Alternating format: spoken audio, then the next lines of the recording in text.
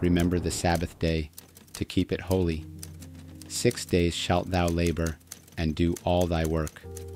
But the 7th day is the Sabbath of the Lord thy God.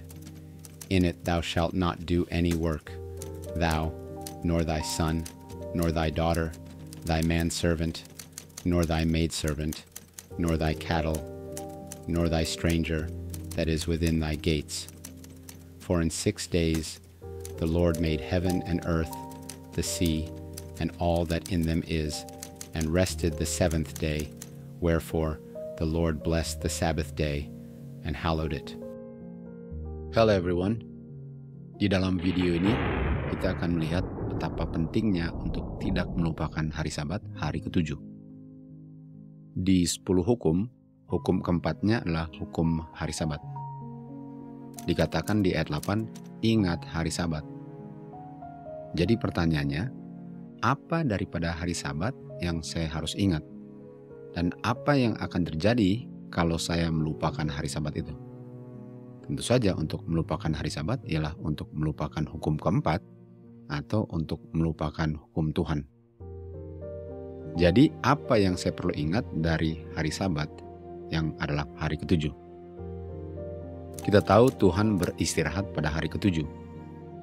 Artinya kita perlu ingat bahwa Tuhan beristirahat pada hari ke-7. Pertanyaannya, mengapa Tuhan beristirahat pada hari ke-7? Jawabannya, karena Tuhan bekerja 6 hari sebelumnya.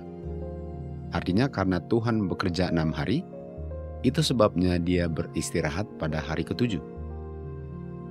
Jadi waktu kita ingat hari Sabat mengingatkan kita kepada 6 hari Tuhan bekerja, menciptakan langit, bumi, dan segala isinya. Pertanyaannya, apanya dari 6 hari Tuhan bekerja yang saya perlu ketahui? Di Mazmur 111 ayat 4 dikatakan bahwa Tuhan telah menetapkan agar pekerjaan penciptaannya yang dia lakukan dalam 6 hari yang sangat dahsyat itu untuk diingat. Artinya kita perlu ingat pekerjaan Tuhan yang dia lakukan selama 6 hari pekerjaan penciptaannya. Itu yang kita perlu ingat. Artinya hari Sabat hari ke-7 mengingatkan kita akan pekerjaannya dalam menciptakan langit, bumi, dan segala isinya. Inilah yang perlu diingat dari 6 hari kerjanya. Kita tahu Tuhan menciptakan dengan kuasa firman-Nya. Firman-Nya adalah kuasa penciptaannya. Tuhan berfirman dan yang difirmankan menjadi ada. Dia perintahkan sehingga apa yang diucapkan menjadi kenyataan. Artinya untuk ingat hari Sabat ialah untuk ingat kuasa firman-Nya yang Tuhan gunakan untuk menciptakan langit, bumi, dan segala isinya. Pertanyaannya, mengapa kita perlu ingat kuasa firman-Nya? Di Mazmur 51 ayat 10 kita akan lihat jawabannya. Jawabannya karena kuasa penciptaannya adalah kuasa yang menyelamatkan. Kuasa firman-Nya yang menciptakan adalah kuasa firman-Nya yang menciptakan hati yang baru.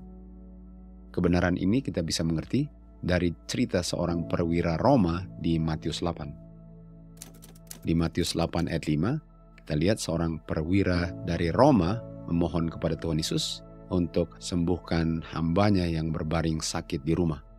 Dan Tuhan Yesus menjawab kepada dia, Tuhan Yesus katakan, saya akan datang dan sembuhkan dia. Artinya Tuhan Yesus enggak pada saat itu akan sembuhkan dia, tetapi Tuhan Yesus akan datang nanti untuk menyembuhkan hambanya yang berbaring di rumah. Jadi mari kita lihat apa yang dikatakan oleh perwira Roma ini kepada Tuhan Yesus setelah Tuhan Yesus bilang bahwa Tuhan Yesus akan datang untuk sembuhkan dia nanti. Apa yang dikatakan perwira Roma adalah berbicara saja, berfirman saja, dan hamba saya pasti akan sembuh. Artinya perwira ini mengerti bahwa kuasa yang menciptakan, kuasa firman yang menciptakan adalah kuasa yang sanggup untuk menyembuhkan hambanya yang berbaring di rumah. Artinya kuasa yang sanggup menciptakan adalah kuasa yang sama juga yang sanggup untuk menyembuhkan dan membangkitkan Lazarus dari matinya, menyembuhkan orang yang kusta, dan membukakan mata orang buta. Kuasa yang menciptakan adalah kuasa yang menyelamatkan. Kita tahu kita diselamatkan dari dosa.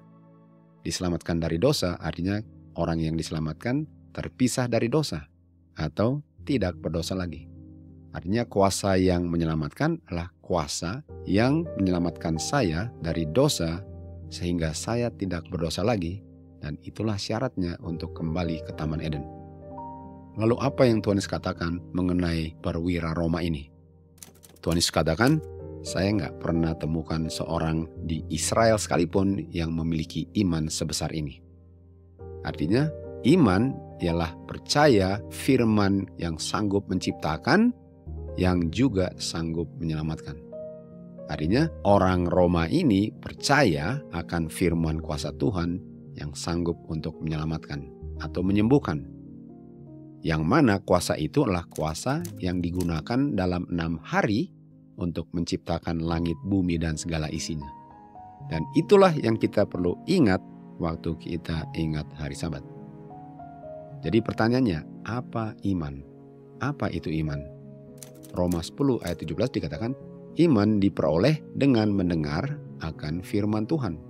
Artinya, firman Tuhan itu setelah didengar bisa menimbulkan iman. Artinya tanpa firman Tuhan nggak ada iman. Karena iman itu hasil mendengar dan percaya firman Tuhan. Dan apa saja yang dilakukan yang tidak berdasarkan iman adalah dosa. Di Roma 14 ayat 23 dikatakan, apa saja yang kamu lakukan yang tidak didasarkan oleh iman adalah dosa. Artinya untuk beriman ialah untuk tidak berdosa. Untuk berdosa ialah untuk tidak beriman. Artinya perwira Roma ini adalah orang yang beriman, bukan cuma hanya beriman tetapi memiliki iman yang sangat besar. Artinya dia di hadapan Kristus bukan orang berdosa. Karena dia percaya akan kuasanya yang sanggup untuk menolong dia untuk tinggalkan dosa atau tidak berdosa lagi. Dan kuasa itu adalah kuasa yang sanggup untuk menciptakan sesuatu dari yang sebelumnya tidak ada. Kuasa Tuhan itu sanggup menciptakan orang yang hatinya bersih, di mana sebelumnya nggak ada bersih hatinya. Orang itu yang tadinya nggak righteous, melalui firman Tuhan bisa menjadi righteous. Itu adalah kuasa penciptaan. Dari nggak ada menjadi ada. Kita hanya dapat menurut hukum Tuhan dengan kuasa Tuhan yang menyangkupkan kita untuk tidak melayani kedagingan kita lagi atau berdosa. Kristus datang untuk memberikan kuasa firman-Nya agar manusia berdosa dapat menurut hukumnya atau tidak berdosa lagi atau beriman. Hanya mereka yang berimanlah yang menurut seluruh perintah hukum Tuhan, yaitu 10 hukum. Di Lukas 18 ayat 8 dikatakan, waktu Kristus datang nanti di awan-awan, apakah dia akan temukan di bumi ini iman? Atau apakah dia akan temukan orang-orang di bumi ini yang beriman? Dengan kata lain, apakah dia akan temukan orang-orang yang tidak berdosa? Yohanes 3 ayat 16 dikatakan, barang siapa percaya atau barang siapa beriman tidak binasa, tetapi memperoleh kehidupan yang kekal. Artinya untuk percaya, untuk beriman ialah untuk percaya kuasa Tuhan yang sanggup menyelamatkan dari dosa, yang diingatkan oleh kuasa penciptaannya yang sanggup menciptakan bumi, langit, dan segala isinya dari nggak ada menjadi ada, sebagai bukti bahwa Tuhan sanggup untuk menciptakan sesuatu yang baik dalam saya, di mana sebelumnya tidak ada yang baik yang bisa didapati di dalam saya. Percaya kuasa yang sanggup menyelamatkan dari dosa adalah percaya kuasa penciptaan yang diingatkan oleh hari Sabat, hari ke-7. Mengapa banyak orang Kristen memelihara hari Minggu atau hari pertama sebagai hari Sabat? Ada yang mengatakan hari ke-7 diganti ke hari pertama atau hari Minggu untuk mengingat hari kebangkitannya. Walaupun tidak ada satupun ayat di Alkitab yang menunjukkan bahwa hari ke-7 dirubah ke hari pertama karena kebangkitannya. Sementara hari ke-7 sudah ditetapkan dari minggu pertama penciptaan sebagai hari yang mengingatkan kita akan kuasa penciptaannya.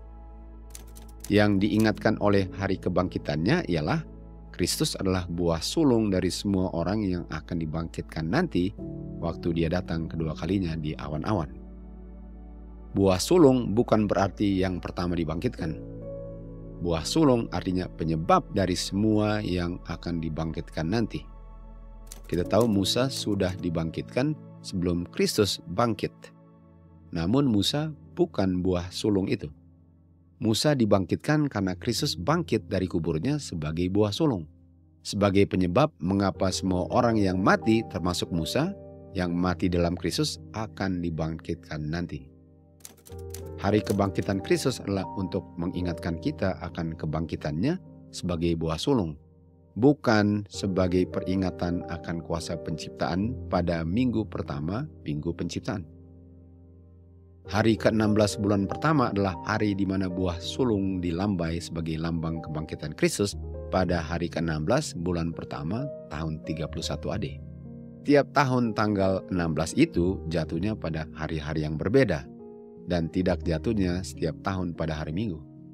Sementara orang-orang yang memelihara hari Minggu hari pertama menggunakan hari itu sebagai alasannya mengapa mereka memelihara setiap hari pertama hari Minggu. Jikalau hari itu dirayakan, seharusnya dirayakannya setiap tahun pada hari ke-16 bulan pertama, bukan setiap mingguan pada hari pertama atau hari Minggu.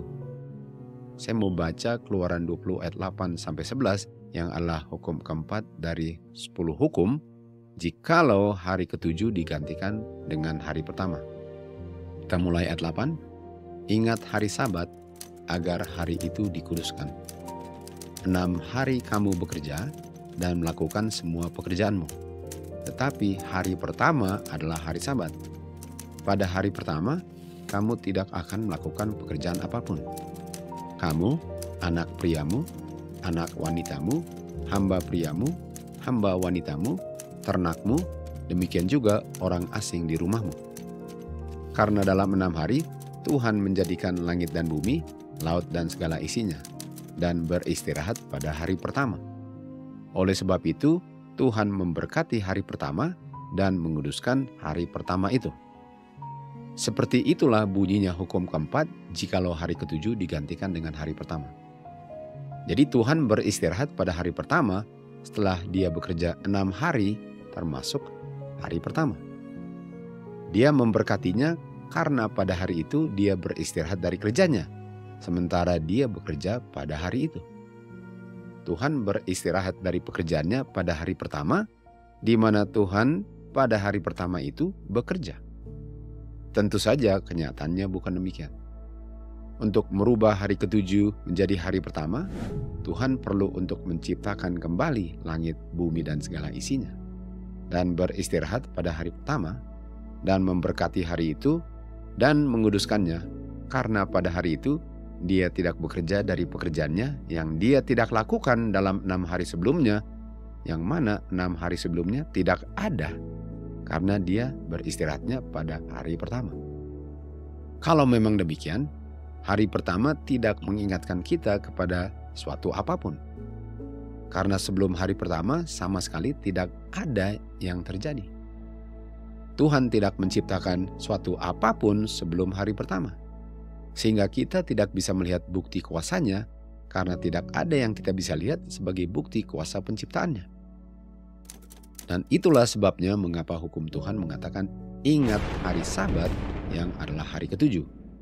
Agar kita tidak lupa kuasanya yang didemonstrasikan dalam 6 hari penciptaannya. Di Hosea 4 ayat 6 dikatakan, umat Tuhan dibinasakan karena mereka melupakan hukum Tuhan, khususnya hukum keempat. Lupa hari Sabat adalah lupa kuasa penciptaannya. Dan lupa kuasa penciptaannya sama dengan lupa kuasanya yang sanggup untuk menyelamatkan kita dari dosa-dosa kita. Sehingga kita tidak diselamatkan dari dosa. Kita tetap berdosa dan tidak beriman. Karena untuk beriman ialah untuk tidak berdosa. Artinya kita tidak beriman, dan waktu Kristus datang nanti di awan-awan, karena yang Dia cari adalah orang-orang beriman, tentu saja kita tidak akan diangkat ke awan-awan karena kita tidak beriman. Dengan kata lain, kita akan dibinasakan. umat Tuhan dibinasakan karena mereka melupakan hari Sabat. Itu sebabnya hukum keempat mengatakan, ingat hari Sabat, yaitu hari ketujuh. To God be the glory.